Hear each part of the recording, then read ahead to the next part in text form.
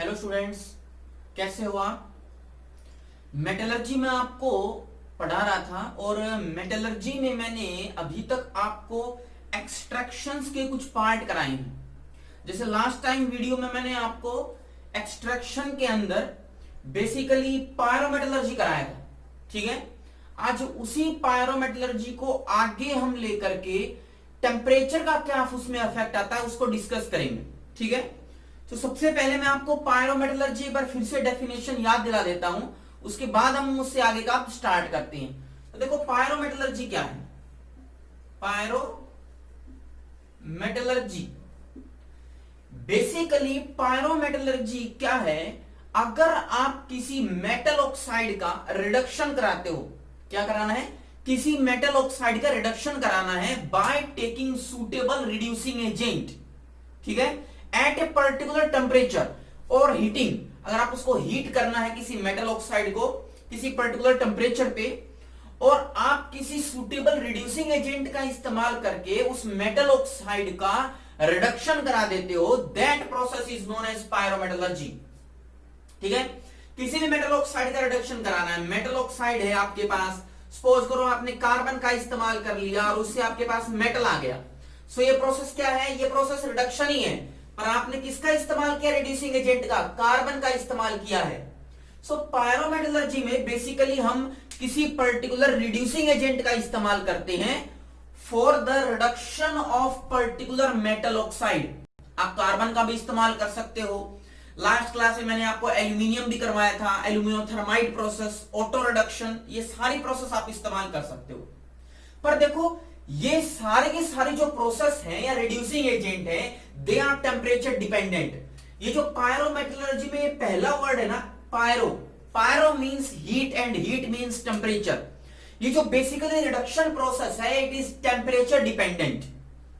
और आज हम उसी को ही डिस्कस करेंगे कि कैसे हम किसी मेटल ऑक्साइड का रिडक्शन करा रहे हैं bye taking a suitable reducing agent and it this reaction depends upon temperature. कैसे टेम्परेचर पे वो डिपेंड करती है, आज हम उसको डिस्कस करेंगे।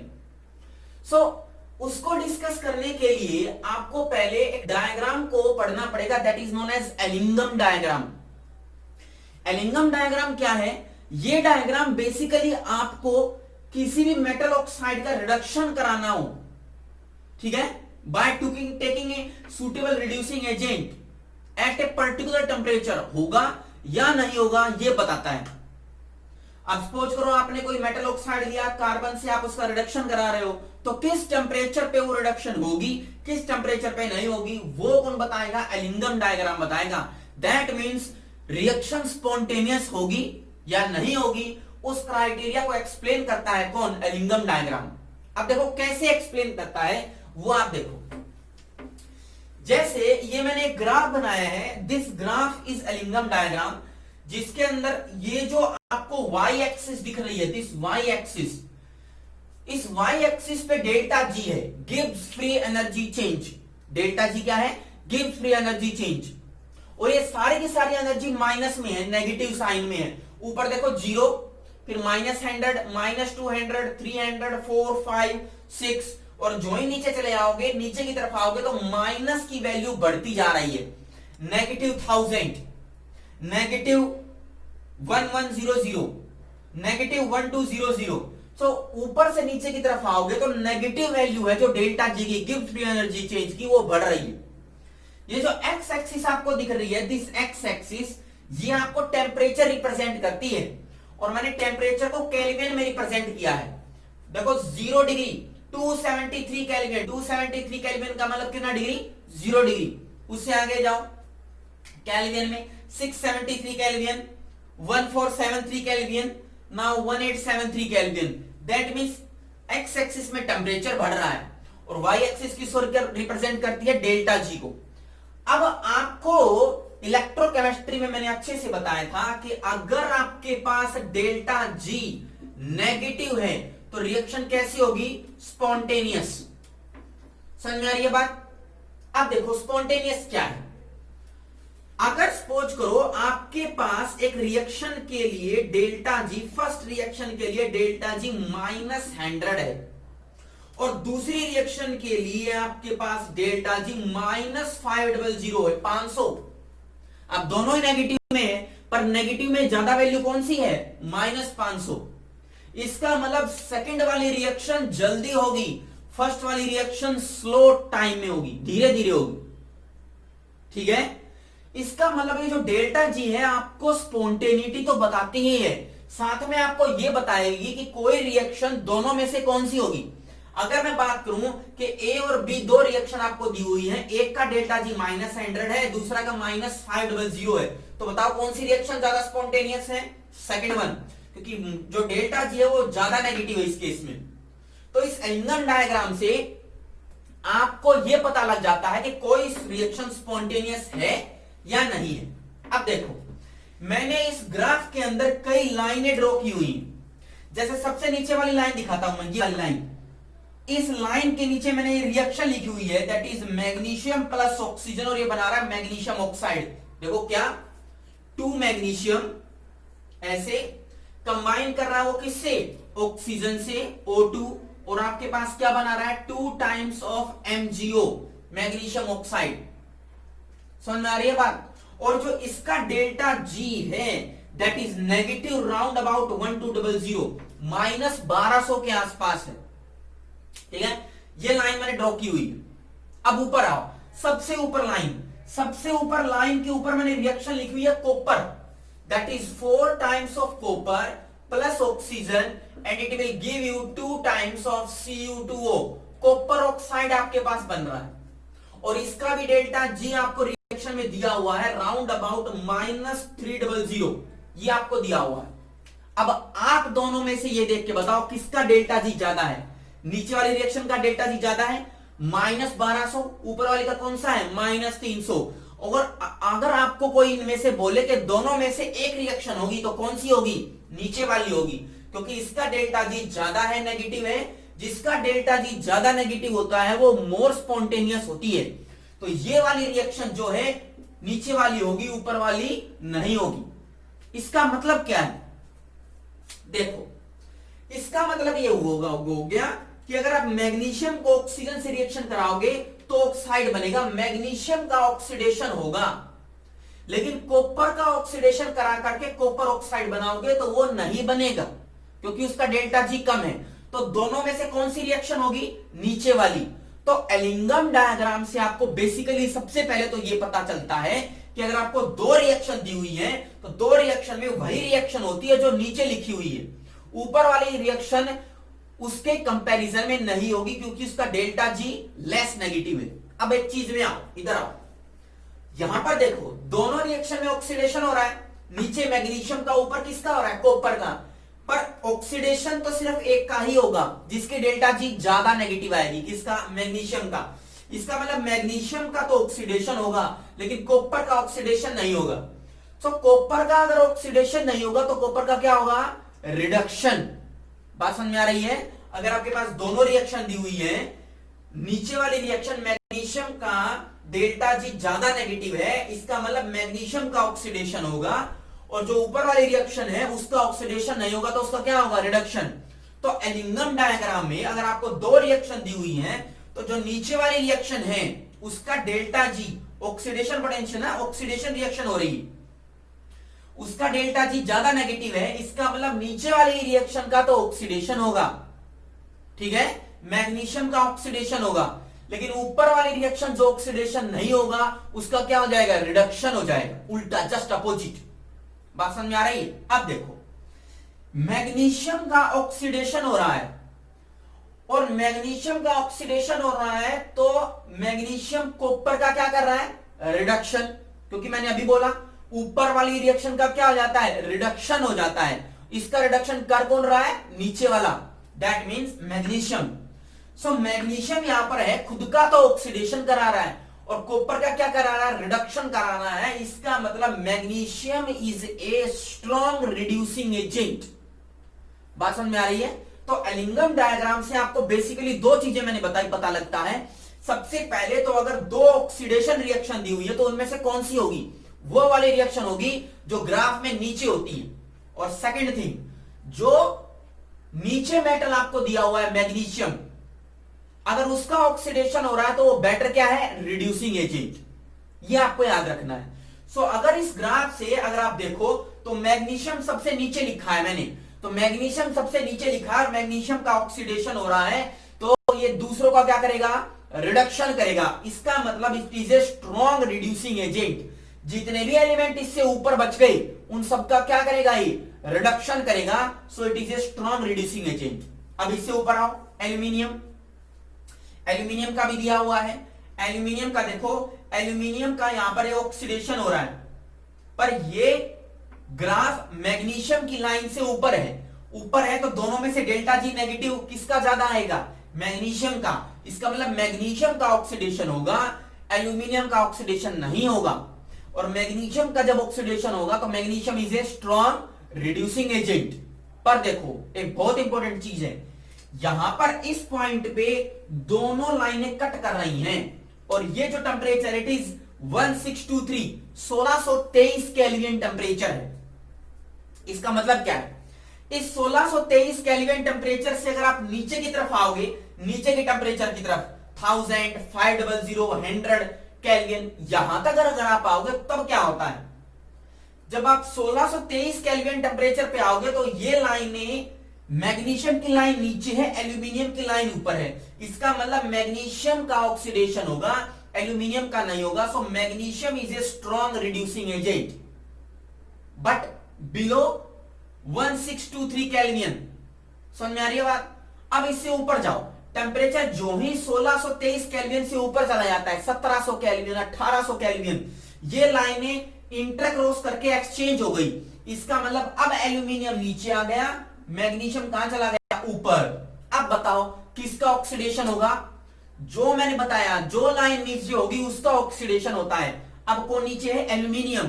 तो एल्यूमिनियम का ऑक्सीडेशन होगा, लेकिन मैग्नीशियम का क्या हो जाएगा, रिडक्शन। सो अगर एल्यूमिनियम का ऑक्सीडेशन होगा सो एल्यूमिनियम क्या कहलाएगा, रिड्यूसिंग एजेंट। समझ में आ रही है बात। टेम्परेचर डिपेंडेंट है क्योंकि दोनों लाइनें 1623 केल्विन के बाद एक्सचेंज हो गई, क्रॉस हो गया उनमें लाइनों में। सो नाउ पहले magnesium is a strong reducing agent below 1623 kelvin, पर 1623 केल्विन के जो ही अगर आप आगे जाओगे, बाद में जाओगे, तो लाइन क्रॉस हो गई, एल्यूमिनियम नीचे आ गया। नाउ एल्यूमिनियम का ऑक्सीडेशन होगा, मैग्नीशियम का रिडक्शन होगा, and aluminium is a strong reducing agent after 1623 kelvin temperature. बात समझ में आ रही है। सो इसका मतलब कोई रिएक्शन हो रही है या नहीं हो रही वो टेम्परेचर डिपेंडेंट है, और टेम्परेचर डिपेंडेंट होने की वजह से ही मैंने इसको नाम क्या दिया, पायरोमेटलर्जी। पायरो का मतलब हीट, और हीट किससे रिलेटेड होती है, टेम्परेचर से। इसका मतलब कोई अगर मेटल ऑक्साइड का रिडक्शन कराना है by taking a suitable chemical reducing agent, then temperature dependent बहुत ही इंपॉर्टेंट चीज हो जाती है, टेम्परेचर। और इसीलिए मैंने बोला पायरोमेटलर्जी। पायरो का मतलब हीट और हीट का मतलब टेम्परेचर, ठीक है।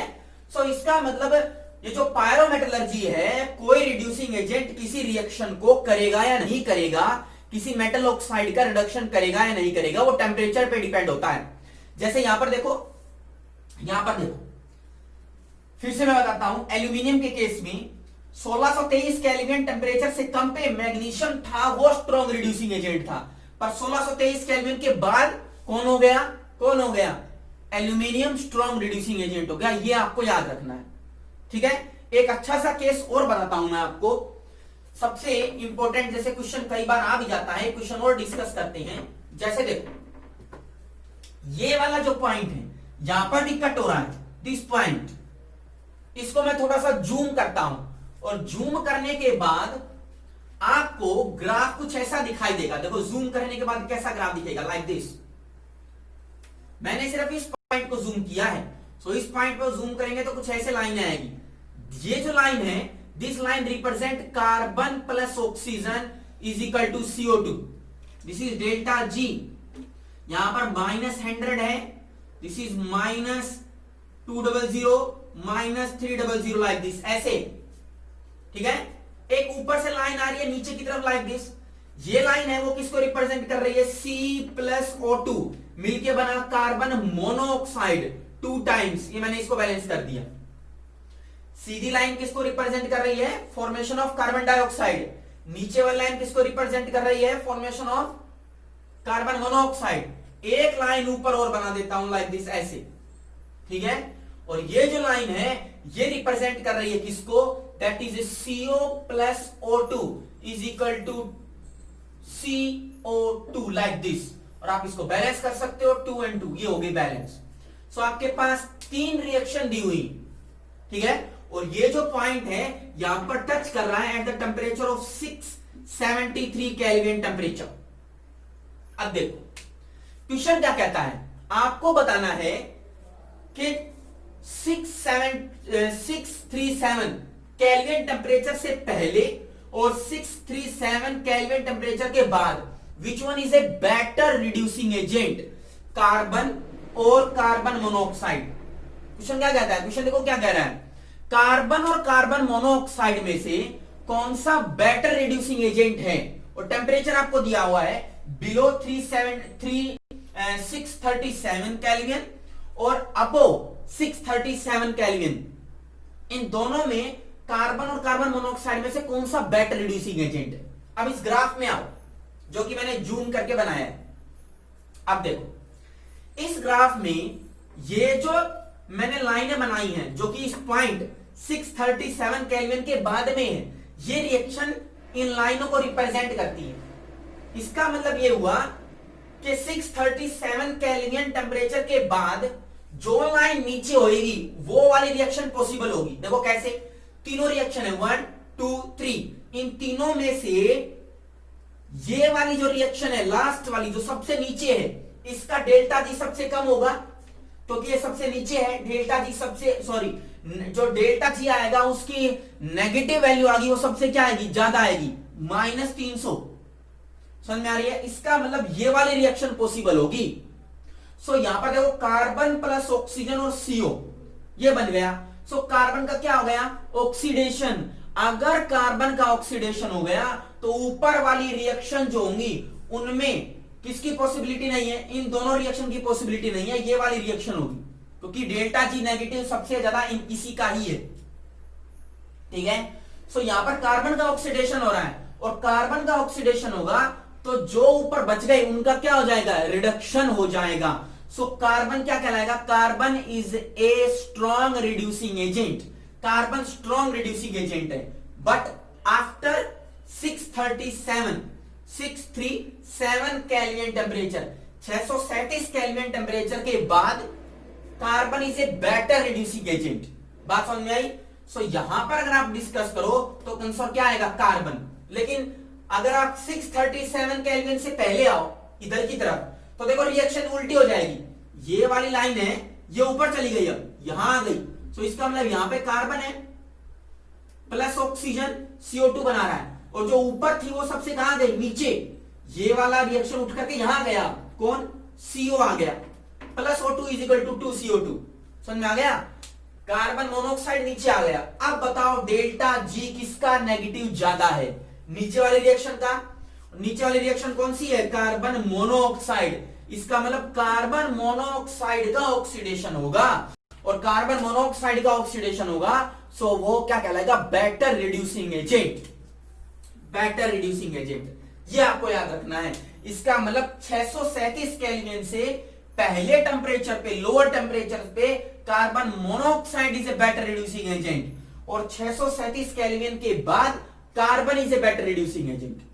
बात समझ में आ रही है, इस ग्राफ से आप इजीली डिस्कस कर सकते हो, ठीक है। ये रिएक्शन बाद की है, इस पॉइंट से बाद की। जब आप पहले लेके जाओगे तो रिएक्शन देखो ऊपर की तरफ रिवर्स हो जाएगी, ठीक है। सो आप बेसिकली इस एलिंगम डायग्राम से ये पता लगा सकते हो कि किसी पर्टिकुलर टेम्परेचर से पहले या किसी पर्टिकुलर टेम्परेचर के बाद बेटर रिड्यूसिंग एजेंट कौन सा होगा। एक क्वेश्चन और कराता हूं आपको, उससे बेटर क्लियर होगा। एक क्वेश्चन और देखो, जैसे आपके पास एक क्वेश्चन दिया हुआ है और एक क्वेश्चन में क्या लिखा है कि give free energy change for the formation of aluminium oxide Al2O3।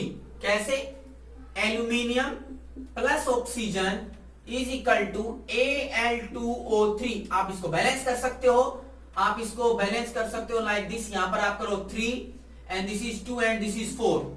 इसका डेल्टा जी आपको दिया हुआ है, सपोज करो -800, ठीक है, किलो जूल पर मोल। एक रिएक्शन और भी दी हुई है, क्रोमियम प्लस ऑक्सीजन और इससे बना Cr2O3, और इसको भी आप बैलेंस कर लो like 3 this is and this is your 4। ये बैलेंस हो गई। और इसका डेल्टा जी आपको दिया हुआ है, इट इज -500 किलो जूल पर मोल। दो रिएक्शन आपको क्वेश्चन में दी हुई है कि gives free energy change for the formation of Al2O3 is -800 and gives free energy change for the formation of chromium oxide Cr2O3 is -500। आपको बताना है, क्वेश्चन आपसे पूछ रहा है क्या फॉलोइंग रिएक्शन होगी या नहीं होगी। कौन सी रिएक्शन? ये वाली रिएक्शन। क्या Cr2O3 plus aluminium is equal to Al2O3 plus chromium, क्या ये रिएक्शन होगी या नहीं होगी, ये आपसे क्वेश्चन पूछ रहा है। अब देखो, दो तरीके से आप कर सकते हो। सबसे पहले इस रिएक्शन को देखो, इस रिएक्शन में एल्यूमिनियम का क्या हो रहा है? ऑक्सीडेशन। और किसी भी चीज का ऑक्सीडेशन अगर हो रहा है तो मैंने आपको बताया है कि कोई रिएक्शन तभी पॉसिबल होगी जब उसका डेल्टा जी क्या होना चाहिए? More negative. अब एल्यूमिनियम का ऑक्सीडेशन कराना है, यहां पर भी एल्यूमिनियम का क्या हो रहा है? ऑक्सीडेशन। यहां पर क्रोमियम का क्या हो रहा है? ऑक्सीडेशन। डेल्टा जी देखो किसका ज्यादा है? एल्यूमिनियम का ज्यादा है। इसका मतलब एल्यूमिनियम का ही क्या होगा? ऑक्सीडेशन। और क्रोमियम का क्या हो जाएगा? रिडक्शन हो जाएगा। और वही चीज हो रही है, देखो एल्यूमिनियम का यहां पर क्या हो रहा है? ऑक्सीडेशन। अगर रिएक्शन में एल्यूमिनियम का ऑक्सीडेशन हो रहा है और उसका डेल्टा जी मोर नेगेटिव दे रहा है, तो इसका मतलब reaction will be spontaneous, reaction जरूर होगी। बात समझ में आ रही है? देखो मैंने क्या बोला कि दो डाटा आपको दिए हुए हैं और तीसरी चीज आपसे पूछ रहा है कि रिएक्शन होगी या नहीं होगी। सो रिएक्शन कैसे पता करोगे? सिंपल तरीका है। देखो एल्यूमिनियम क्या क्या होना चाहिए यहां पर? ऑक्सीडेशन। और एल्यूमिनियम का ऑक्सीडेशन कराने के लिए मैंने अभी बताया एलिंगम डायग्राम में उसका ही ऑक्सीडेशन होता है जो कि सबसे नीचे हो, जिसका डेल्टा जी सबसे ज्यादा नेगेटिव हो। और यहां पर आओ, एल्यूमिनियम का जो डेल्टा जी आपको ऑक्सीडेशन का दिया हुआ है, इट इज -800, ठीक है। सो जिसका नेगेटिव होगा उसी का ही क्या होगा? ऑक्सीडेशन। तो यहां पर एल्यूमिनियम का ऑक्सीडेशन होगा और क्रोमियम का रिडक्शन, और वही चीज हो रही है, एल्यूमिनियम का ऑक्सीडेशन, क्रोमियम का रिडक्शन। रिएक्शन स्पॉन्टेनियस हो जाएगी, बिल्कुल होगी। वो करने का जो कि मैंने आपको इलेक्ट्रोकेमिस्ट्री में कराया था, इलेक्ट्रोड पोटेंशियल निकालने की वैल्यू बताई थी मैंने, कोई रिएक्शन स्पॉन्टेनियस होगी या नहीं होगी। बताया था हायर वैल्यू में से लोअर वाली लेस कर दो, वही फॉर्मूला यहां पर अप्लाई करो। कैसे? हायर में से लोअर माइनस कर दो, हायर डेल्टा जी, साइन को नहीं देखना है, सिंपल। कैसे? -800 माइनस कितना? -500। आंसर कितना आएगा? माइनस, ये हो गया आपके पास 300। तो आंसर किस में आया? नेगेटिव में। और नेगेटिव में अगर आंसर आता है तो इसका मतलब डेल्टा जी नेगेटिव होगी, तो रिएक्शन क्या हो जाएगी? स्पॉन्टेनियस, रिएक्शन पक्का होगी। क्या करना है? साइन को भूल जाओ, माइनस या प्लस के साइन को भूल जाओ। क्या करना है? हायर वैल्यू कितनी है? 800, उसमें से लोअर वैल्यू 500 को लेस कर दो। अगर आपके पास आंसर देखो -800 माइनस ऑफ 500 आता है, माइनस में अगर आंसर आया तो स्पॉन्टेनियस रिएक्शन हो जाएगी, डेल्टा जी नेगेटिव, ठीक है। अन्यथा डेल्टा जी अगर पॉजिटिव आ गया तो रिएक्शन क्या हो जाएगी? Non spontaneous. समझ में आ रही है? अब हम डिस्कस करते हैं कि इसका इलेक्ट्रोकेमिकल और मैं बोलूं थर्मोडायनेमिक प्रिंसिपल क्या है। थर्मोडायनेमिक प्रिंसिपल या इलेक्ट्रोकेमिकल एप्लीकेशन या प्रिंसिपल। देखो, let us start thermodynamic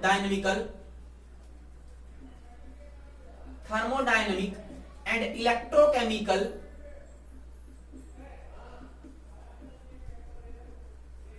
principle of Ellingham diagram या फिर पायरोमेटलर्जी। इसका प्रिंसिपल क्या है? सबसे पहली चीज आपको याद रखना है थर्मोडायनेमिक और इलेक्ट्रोकेमिकल में कि डेल्टा जी जो होनी चाहिए वो क्या होनी चाहिए, नेगेटिव। और डेल्टा जी आपको पता है किसके इक्वल होता है, delta H minus T delta S. अब डेल्टा जी नेगेटिव कब आएगा, कब आएगा, जब आपके पास ये वैल्यू नेगेटिव आए। और ये वाले नेगेटिव कब आएगी, जब आप टेम्परेचर को क्या करोगे, इंक्रीज। इसका मतलब अगर आप टेम्परेचर को बढ़ा रहे हो तो डेल्टा जी की वैल्यू नेगेटिव आएगी और रिएक्शन स्पॉन्टेनियस हो जाएगी। समझ में आ रही है? इसका मतलब अगर कोई रिएक्शन लो टेम्परेचर पे नहीं हो रही तो टेम्परेचर बढ़ाने से वो रिएक्शन हो सकती है, जैसे कि इस केस में किया मैंने। जैसे देखो यहां पर एल्यूमिनियम का ऑक्सीडेशन नहीं हो रहा था क्योंकि एल्यूमिनियम की जो ऑक्सीडेशन की जो लाइन है वो मैग्नीशियम से ऊपर है, सो इसलिए उसका ऑक्सीडेशन नहीं होगा। पर जो ही आप टेम्परेचर 1623 से ऊपर लेके जाओगे एल्यूमिनियम की लाइन नीचे आ गई, इसका मतलब अब एल्यूमिनियम का क्या हो जाएगा, ऑक्सीडेशन हो जाएगा। ठीक है, तो टेम्परेचर बढ़ाने से जो रिएक्शन पहले नहीं हो रही थी अब वो रिएक्शन हो गई।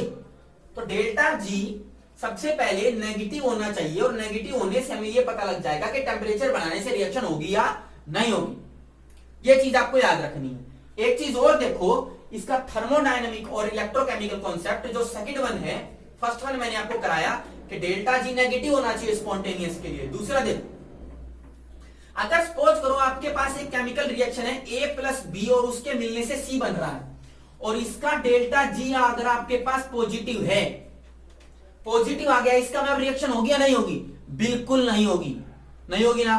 पर मैं चाहता हूं कि रिएक्शन होने के लिए मैं क्या करूंगा, इस रिएक्शन को किसी दूसरी रिएक्शन के साथ कपल कराऊंगा। कपल कराने का मतलब x plus Y is equal to Z. ये एक अलग रिएक्शन है और इसका डेल्टा जी है वो नेगेटिव है और बहुत हाई है, हाईली नेगेटिव। सो अगर मैं इन दोनों रिएक्शन को कपल करा दूं, इन दोनों रिएक्शन को जोड़ दूं, एक ही बीकर में दोनों रिएक्शन करा दूं, तो इस वाली जो रिएक्शन है नीचे वाली x plus Y is equal to Z, इसका डेल्टा जी बहुत ही माइनस में है और इसके माइनस होने का बेनिफिट ये मिलेगा, जो ऊपर वाली रिएक्शन का डेल्टा जी पॉजिटिव था वो अब नेगेटिव हो जाएगा क्योंकि दोनों रिएक्शन को कपल कराओ। जैसे सपोज करो इसकी वैल्यू पॉजिटिव आपके पास 50 है, 50 और यहां पर आपके पास डेल्टा जी माइनस आपके पास 500 है, 500 है। अब दोनों को कपल कराओ, कपल कराने के बाद कितना आंसर बचेगा, -450। तो देखो दोनों को मैंने कपल करा दिया, डेल्टा जी माइनस में आ गया। इसका मतलब जो रिएक्शन पहले नहीं हो रही थी मैंने उसको किसी दूसरी रिएक्शन से कपल कराया, कपल कराने के बाद ओवरऑल दोनों रिएक्शन का डेल्टा जी नेगेटिव आ गया। नेगेटिव होने का मतलब दोनों रिएक्शन पॉसिबल हो जाएगी, ये तो हो ही रही थी क्योंकि इसका हाई डेल्टा जी नेगेटिव था, ये वाली रिएक्शन भी हो जाएगी, ये आपको याद रखना है। सो थर्मोडायनेमिक और इलेक्ट्रोकेमिकल कॉन्सेप्ट आपको दो चीजें बताता है। सबसे पहले तो आपको यह बताएगा कि डेल्टा जी नेगेटिव होना चाहिए किसी रिएक्शन स्पॉन्टेनियस बनाने के लिए, और अगर आप टेम्परेचर बढ़ाते हो तो स्पॉन्टेनिटी बढ़ जाती है, रिएक्शन की होने की प्रोबेबिलिटी बढ़ जाती है। दूसरी चीज, अगर आपके पास कोई केमिकल रिएक्शन नहीं हो रही, उसका डेल्टा जी पॉजिटिव है, पर फिर भी आप उसको रिएक्शन कराना चाहते हो तो उसको किसी दूसरी रिएक्शन से कपल कराओ, जोड़ो, जिसका डेल्टा जी हाईली नेगेटिव हो। सो दोनों रिएक्शन को कंबाइन कराओगे, सो ओवरऑल जो डेल्टा जी आएगा वो नेगेटिव हो जाएगा और दोनों रिएक्शन हो जाएंगे। ये आपको याद रखना है थर्मोडायनेमिक एंड इलेक्ट्रोकेमिकल प्रिंसिपल। पर इस एलिंगम डायग्राम की लिमिटेशंस हैं। क्या लिमिटेशंस हैं वो देखो, लिमिटेशंस ऑफ एलिंगम डायग्राम। सबसे पहली लिमिटेशन है कि जो पूरा का पूरा कॉन्सेप्ट है it is based upon the temperature, और टेम्परेचर का मतलब थर्मोडायनेमिक्स को लेके चलता है। This concept is based on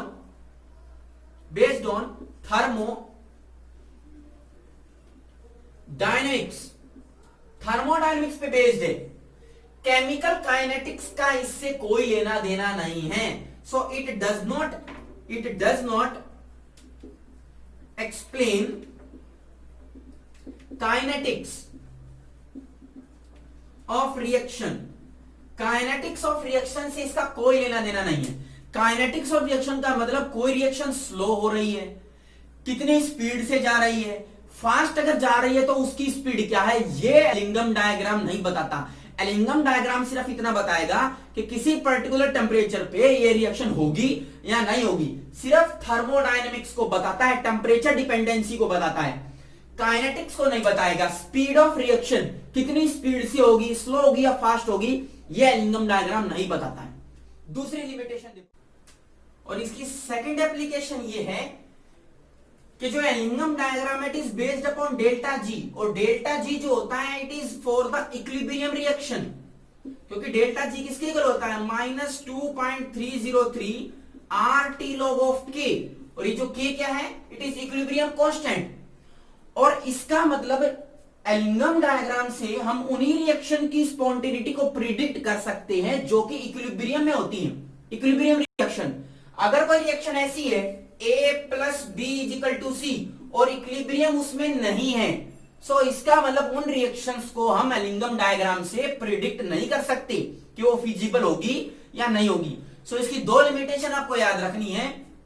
first one, it is applicable for the only equilibrium reaction, and second one, ये जो इंफॉर्मेशन है वो किसके बारे में देती है, ओनली थर्मोडायनेमिक देती है, आपको उसकी स्पीड काइनेटिक्स के बारे में आपको नहीं बता पाएगी। इसका इलेक्ट्रोकेमिकल, इसका थर्मोडायनेमिक प्रिंसिपल आपको याद रखना है, और इस ग्राफ अगर हो सके तो इसके कुछ पॉइंट्स अगर आप हो सके तो याद रख लेना, ठीक है। क्वेश्चन इस पे आते हैं, जो कि मैंने 2 अभी क्वेश्चन कराए, बुक्स में और भी दिए हुए हैं, आप उन पे प्रैक्टिस करें। नेक्स्ट टाइम हम इससे आगे का टॉपिक जो कि रिफाइनिंग है उसको लेकर के आएंगे। तब तक के लिए थैंक यू।